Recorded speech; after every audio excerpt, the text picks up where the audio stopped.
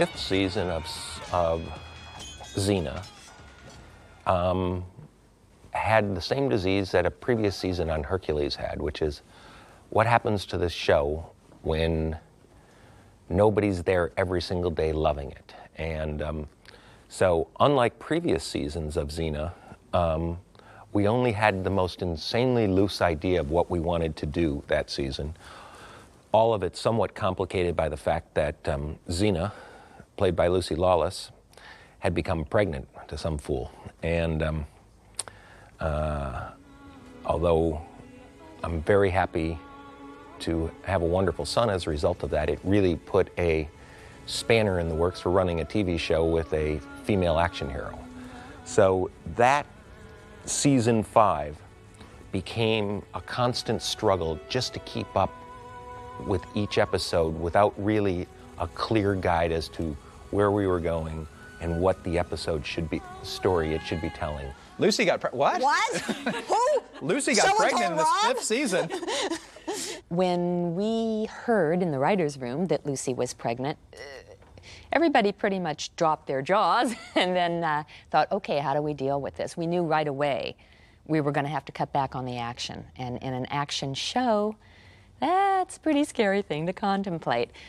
What we did to accommodate it, at least from my point of view, when we had to scale back on the physical action, that meant we had to ratchet up the emotional angst that the character went through so that we created at least some action emotionally when we had to take it away from her physically.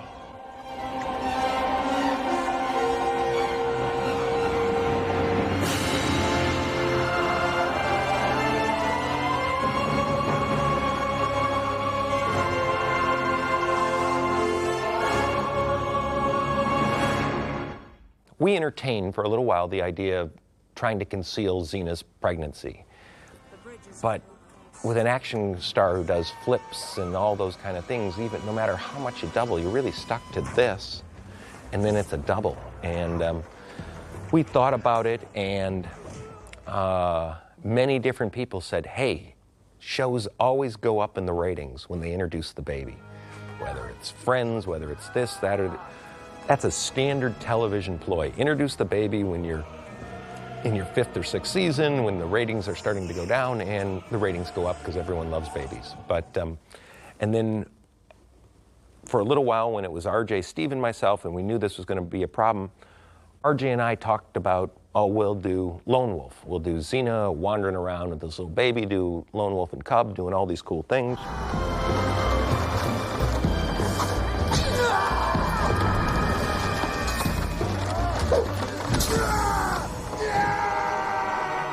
We had been told that Rob and Lucy were pregnant, and so we knew we needed to adjust for that, knowing not only that we can't put her into the kind of physical situations that we were normally used to, but then also we'd have to obviously recostume and we'd have to write for it. Right. Write her into the... Unlike most TV pregnancies, you know, the notion of having a whole season where Xena is standing behind a bar or a piano or a podium, you know, you can do that on Cheers. It doesn't work so well on Xena. Correct, correct.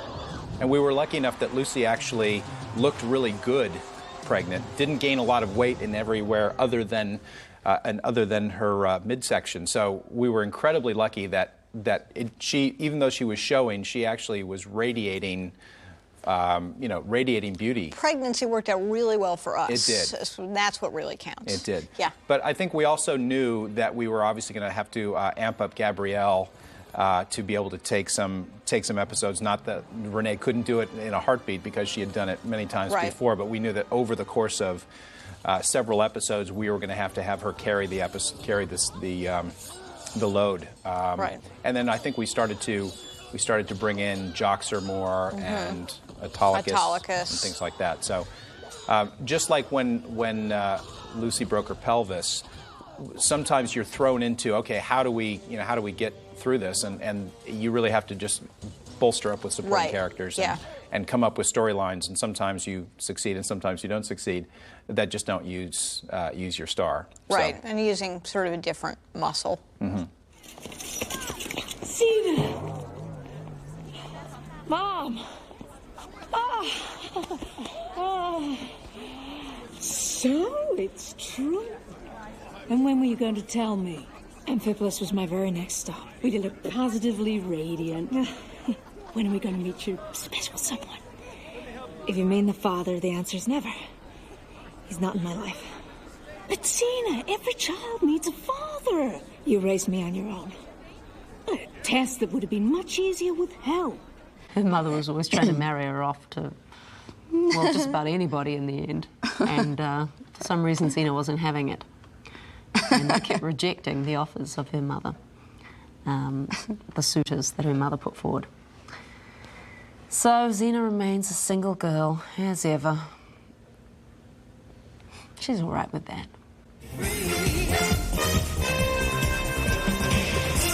Decided it might be fun if I squeezed into the Gabrielle dance doubles costume, who's I love a how good you deal always. bigger. I love the disclaimer. Well, I always say I'm trying to prove. Yeah, it wasn't her outfit. I know. Because you were 8 then months I was pregnant. 8 months pregnant. There's no way I could get into your outfit. But I can hardly. I'm wearing your shirt now. I can barely fit into that. I think you can fit into my clothes. So I was wearing her stunt doubles costume and just came out with my big pregnant belly showing. And I wasn't there. I can't believe I missed that. Get out! I've never seen anything like this. Get out!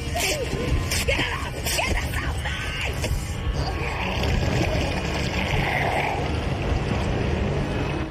The skeleton baby coming out of Xena's stomach. Yeah, my wife still actually looks at that with revulsion, having 2 kids. We knew that it was going to be a risky venture, but we also wanted to shock the audience and go, oh, this is going to be one of those episodes, isn't it? And we achieved it by a combination of prosthetics on set and then also doing a digital skeleton baby that was done afterwards. I think Flat Earth did that. Coming out of the stomach. So it was a combination of both practical live action effects and then digital effects after the fact.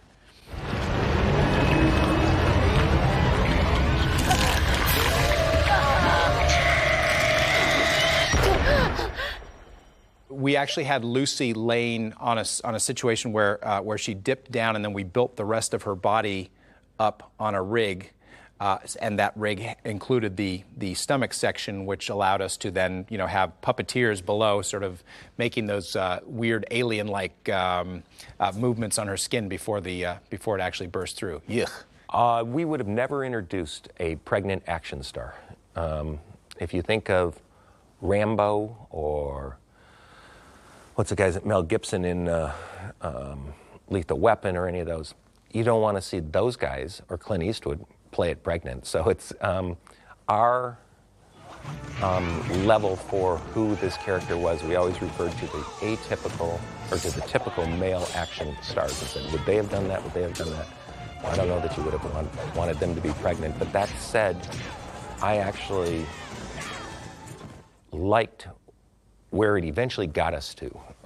It was a painful process, but there were episodes then with Eve at the end of that season and motherhood and going on into the following season that I really liked. I think Xena's baby stayed around for as long as it took for us to establish that Xena's a good and caring mother. But then I think the baby began to get in the way. I know she presented a problem for me as a writer because you don't want to endanger the child. That makes Xena look bad. And yet, the child is there, and we're doing an action show. So I think the decision to kind of put the child off to the side was a really good one in terms of the show. I don't know how much more we could have done action-wise without calling into big question the safety of the child. Have you thought of a name? Your name is Eve. You've already named her? Solon did when we were in Tartarus. I think we did use about 10 different babies, and especially when we would do those close-ups. Yeah. If you look at those close-ups real closely, although I probably shouldn't be saying this now that there's a DVD that you can. Some of them are Maori children. They are. And, yeah. They are. Yeah. I think my face is even in there a couple times, too. We're gonna be together now, Eve. You and me and your brother forever and ever. You hear that, Solon? Forever. Oh, yeah, babies are so painful to shoot with. And the worst thing about working with babies really isn't the baby, it's the mother that comes with the baby. Oh, yeah? Because you've got to be constantly, like, stroking them. And rightly so, you know, they're protective and everything, but it's... anyway, it's triply effortful. Wow, that's interesting, because you were a mother and you would have been wanting to nurture the mother, you know, and I... You never pay attention to... Well, I was more conscientious of the baby being on set. It's interesting. I didn't think about the mother because I couldn't connect with her in that way. Right. Once we decided to play the pregnancy of Xena through the series, the question of who the heck the father was became burning in everyone's mind. And we addressed it very briefly in Animal Attraction with Gabrielle asking, was it Hercules? And Xena didn't know. And I may be wrong, but I actually think we went back and reshot for like a half a day the Callisto and Michael moment that infers how that pregnancy came about. So at the end of Fallen Angel. So we knew that, well, Xena was certainly pregnant in Fallen Angel. So we knew that we had to tip our hands. So if you go back and watch it, you can see that virgin birth, so to speak, was inseminated at the end of that episode. Come on, push! Come on, Xena, push! I just love playing like the nurse, you know, yeah. And also the breathe, just breathe. Do yeah. Lamaze. And the partner trying to please, you know, what were you? The mother, the birthing mother, yeah, yeah.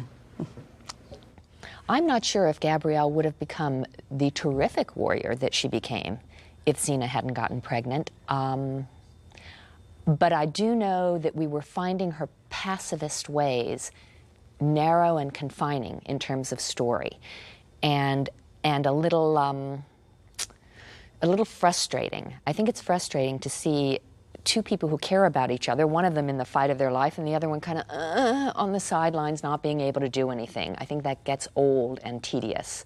So Gabrielle would have evolved in a different direction. Whether she would have become the warrior she did, I guess that's anybody's guess. Xena, I can think of no greater mother than you.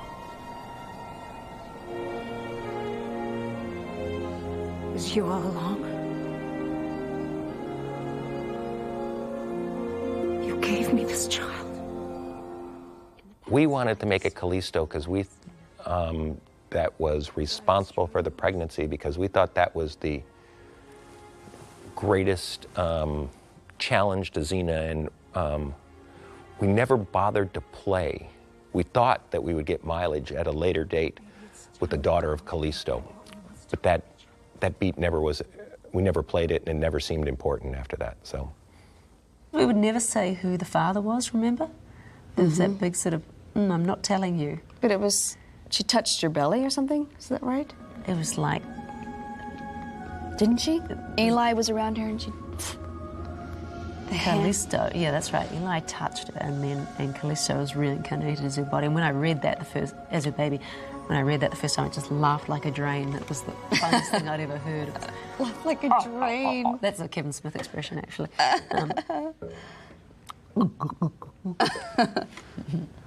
Because I always thought it was going to be Ares. I thought Ares would be the father, so there you go. It was such a cool idea, though. Me, yeah.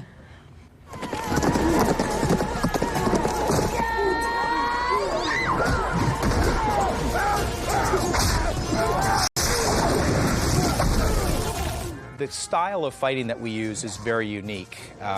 Very few people come down and no sword play and no sort of Hong Kong action style, and certainly there was a lot of wire work, which is being suspended from a wire or several wires and doing that. So nobody is really, that we've ever had, sort of, it feels comfortable in a harness 25, 30 feet in the air. So you do have to do a lot of rehearsals and a lot of making sure that people sort of feel comfortable with what they're doing so they give a believable performance. So oftentimes you had to make sure that that your actors, especially your guest actors, were well versed in what they were doing, even though they may not know about it.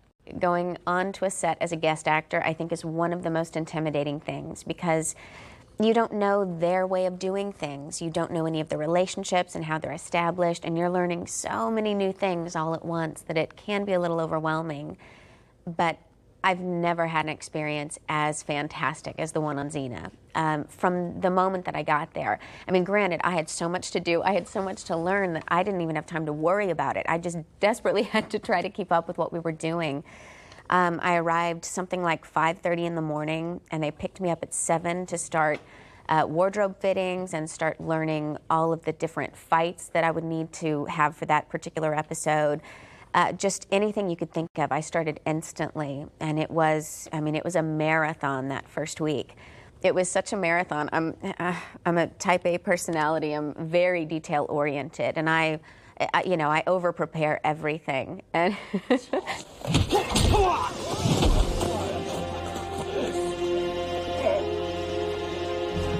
we're not looking for trouble.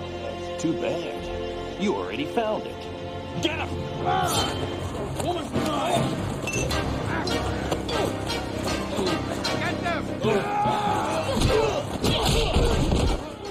It's a very nerve-wracking thing, because you just never know how people are going to react.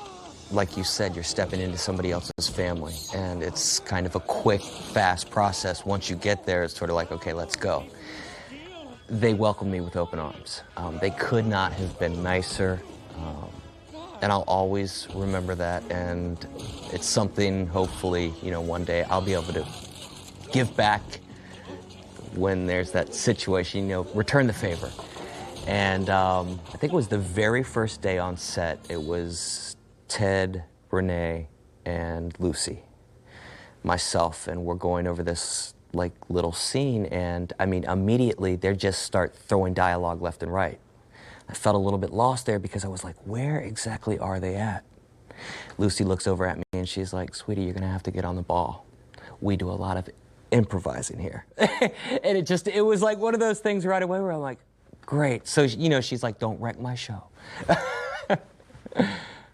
Xena came into my life at this strangest moment. I had somewhat inexplicably gotten involved with a singing group, because I can dance and I can sing, and I have a best friend who has since become quite a pop star. But at the time, she was a little bit hesitant to do it on her own, and devised this idea that she wanted a group, which really, I think, for her was more of a personal choice of just not wanting to be alone.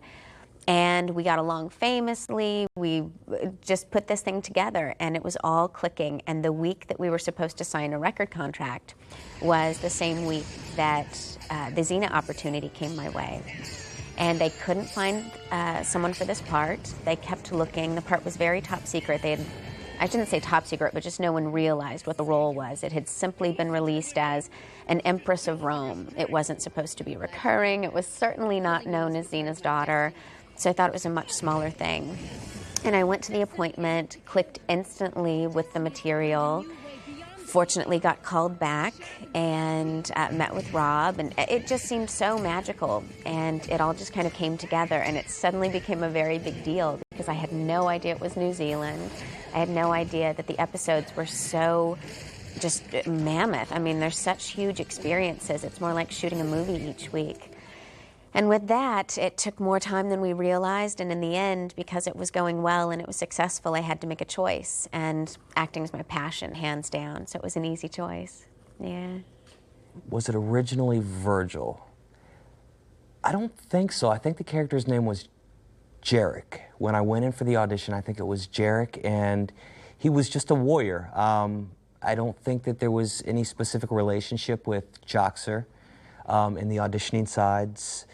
And once I got over there, they had rewritten the draft, and they said that, you know, we're changing your character's name to Virgil, and I thought, Jarek? sounds so tough. Virgil sounds so soft. What's up with that? And then they explain the whole entire thing, you know, Virgil the poet, and they were tying it in with, you know, being Ted's son. And then they were going to originally, I think, kind of have Renee and I not as like a love interest kind of thing, but just, you know, have that common bond of poetry. Yes. Oh, my first week on set was a doozy, but my first day was particularly amusing. We were running very late. The scenes with me were the very last scenes to be shot. There's like 400, well, that's probably a bit extreme, but there's so many extras. There's things on fire, there's smoke, and it's crazy. It's the most amazing set to be on. And I have to say, you know, I'm overwhelmed, but I'm just trying to focus on, you know, the little thing that I'm responsible for. And that's our very first take. We're racing the day. They only have time to do 2 or 3 takes at all. We get everything together, and we start to do this fight scene, and the fight scene included this very high kick, which, since it's my first day in the costume, we'd done this thing, I mean, dozens of times in rehearsal, but that was in, you know, just street clothes. We'd never done the fight fully in my regular warrior gear. So we go to do that. I do this high kick. The guy, you know, acts like he's been hit in the face, and he flies backwards, and I suddenly stop, like a deer in headlights, just terrified. And of course, the director, Rick, is freaking out. Why are you stopping? We don't have time. What's going on? And I'm just like, I need a moment. I need to talk to one of the wardrobe girls. And yeah, that high kick had split this pair of pants entirely in 2. And no, I just obviously could not go on. But yeah, we fixed it. They took me into, you know, just one of the little huts, and, you know, just one of the, did this very fast sewing job. And fortunately, the next day I had brand new pants made out of a stretchy material. So that made it much better. But that was just the beginning of so many adventures.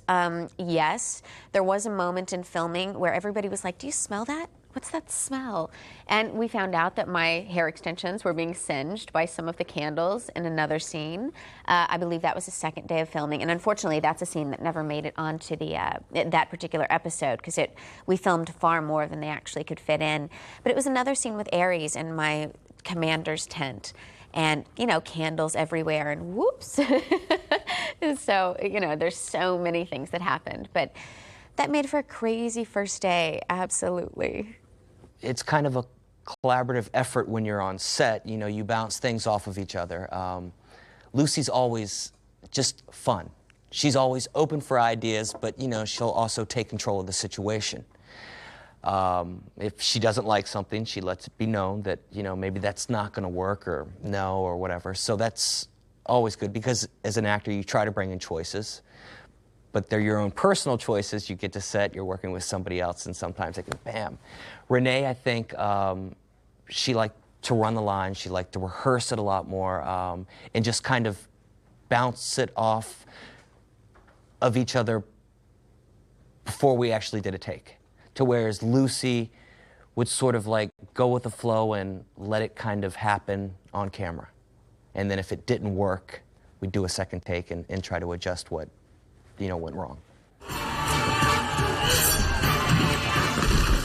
Congratulations, Livia. I've had tougher games of tag. I wasn't talking about the battle. Oh, the battle's good. No, I was talking about you being named the Emperor's official successor. Then our plans right on target. We briefly thought about keeping Eve bad, but there was really, once she was bad, how many episodes you need to show she's really bad? What we really wanted to get to was, eventually we wanted to get to motherhood, which was the Xena, Gabrielle, and Eve in a battle against all the gods. And we knew, like halfway through the season, from like Seeds of Faith, which would be our 100th episode or so, where we were going with that. Strangely enough, I think that the only thing that I ever wanted to do was act. But I really didn't start pursuing it until after high school. It was one of those things that, you know, everybody tells you it's very unrealistic, it can't happen, you know, you need more of a stable job. And after high school, I started going to community college, and I had this itch, and I could not get rid of it. So I knew that I had to at least try, even if it was locally. So I started local and started getting some, you know, little parts here and there, and it was exciting to me. And I was starting to learn, so I was grabbing every book that I could, and I was reading, and I was reading. And I finally, after a while, decided to make my move to New York City. If for no other reason, I could study, and then I was close enough back to Virginia, where I'm originally from, that I could go back home if it didn't work out. And I pretty much knew, though, when I got to New York, that I was going to spend my life pursuing this, no matter how tough it got, which, you know, there's some great times and some bad times. But overall, it has been very amazing. So I've spent 3 years in New York City, moved out to Los Angeles, and about 2.5 years after I got out here, I think it was in January of '97 or '98, I auditioned for a guest starring spot on this show, Xena. I had never seen it, didn't know much about it at the time, but I just went in for a one-episode thing. My agent's like, you know, plus it shoots over in New Zealand. I was like, wow, that could be a lot of fun. I went in, and it was Rob Tappert was there, and there were a bunch of people at the time that I didn't know who they were. Auditioned, it seemed to go really well. Rob was just a very laid-back guy, and he made the audition comfortable, which you don't always get that. He actually, you know, was speaking with me, to me, gave me some direction, and before I knew it, it was like I got that phone call going, okay, well, you got it. So I get over to New Zealand, and they just continue to ask me back and back and back, and I'm like, hey, this is great. In a selfish way, I would love to have had Livia exist a bit longer.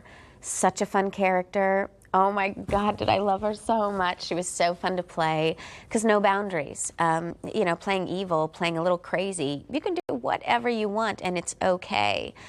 I loved the chance to be able, as an actor, to have two characters while being in the same body. They were entirely different. Livia and Eve could not have had more extremely different personalities, choices, to the point where sometimes it was hard for me to reconcile myself with Eve's choices after having established Livia so much in my own opinions and ideals of what the character was.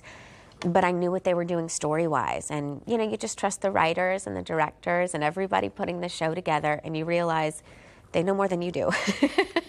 You know, that your choices are, what I was thinking was purely just because I loved Livia so much. Yeah. I want to talk about you. Me? You don't know the first thing about me. But I do. I know your first laugh, your first tears. I know your first breath. I'm your mother. You're my daughter. Your name is Eve. When RJ wasn't involved and Alex and Bob came in for 8 episodes, they actually said, the first thing you got to do is get rid of that baby one way or the other. Play it, then leave her with somebody, do something. And they came up with the idea that I thought was really a good idea of saying, what we'll do is we'll freeze him for 25 years, come up, and then the mom can confront the daughter when the daughter's 26 and the mom's, in her young 30s, and have real, genuine, dramatic interaction. And I thought that was a great idea. And even though the guys were only there kind of at the steering wheel for a very brief time, that idea and some other things that they helped put in place really made, really told us where we were going to go for the rest of the season. Alex and Bob had a, really wanted to, it seemed to me, wanted to reinvent the show a little bit more into, I think they wanted to take it even darker, if memory serves. And to really mix it up a bit. And, once again, change is always good in these kind of things. You can't do the same thing for 100 episodes or your audience, I think, is gone. So I think the change of writing was a good thing. RJ was always there, sort of in the background, though, watching and supervising and things too. So it was never that he completely left the show and then came back later, for instance. I mean, we always had his stamp, I think, on the show. For me personally, I thought there were some really fine episodes, and I thought by the end of the season, the show was really back on track. But the first 3 or 4. They were all right. They were what I called B episodes. None were particular. Well, actually, I love Fallen Angel, so what am I saying? And I love Chakram. And Animal Attraction was enjoyable in kind of a dumb Western sort of way. And but then the Chinese ones derailed, and then it was just train wrecks with little gems in the middle of them. I really liked Seeds of Faith and God-Fearing Child. And then when we got to Anthony and Cleopatra, I actually thought the show was back as to what it is, which but Kindred Spirits and Lifeblood and my personal travesty of Fish Sticks. So it really had no guiding factor until the horse was out of the barn, and